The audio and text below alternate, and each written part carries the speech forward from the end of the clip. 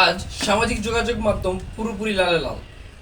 বৈষম্যবিরোধী ছাত্র আন্দোলনকারীরা যে কর্মসূচিটি গতকাল ঘোষণা করেছিলেন, আজ দেশব্যাপী অফলাইন কিংবা অনলাইনে তারা লাল পতাকা আদলে রাখবেন বা তাদের প্রোফাইল পিকচারে তারা লাল পতাকা যুক্ত করবেন।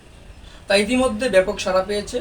শুধু শিক্ষার্থীই নয়, শিক্ষার্থীদের বাহিরেও সমর্থন দিয়েছেন দেশের গণমাধ্যম কর্মী, অভিনেতা, সামাজিক ব্যক্তিবর্গ কিংবা বিভিন্ন শ্রেণী পেশার মানুষ।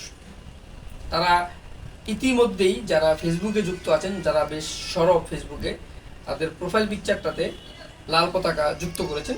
সামাজিক যোগাযোগ মাধ্যমের লাল পতাকার আদলে নিজেদের যুক্ত করেছেন। আমি ব্যর্থ বা আমি দুর্ভাগ্য আমার।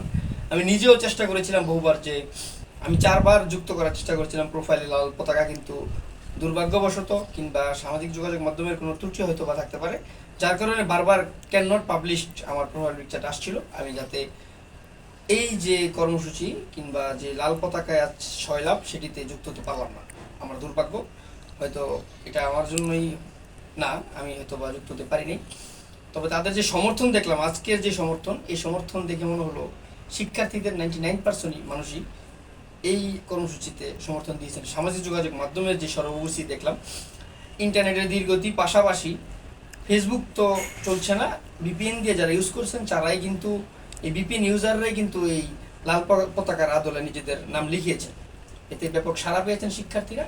জানি না এটা আজ কাল বা কবে নাগাদ ফেসবুক পুরোপুরি স্বাভাবিকভাবে চলবে সেটা আমরা বলতে পারছি না, তবে আজকের এই সমর্থন দেখে খুব ভালো লাগলো।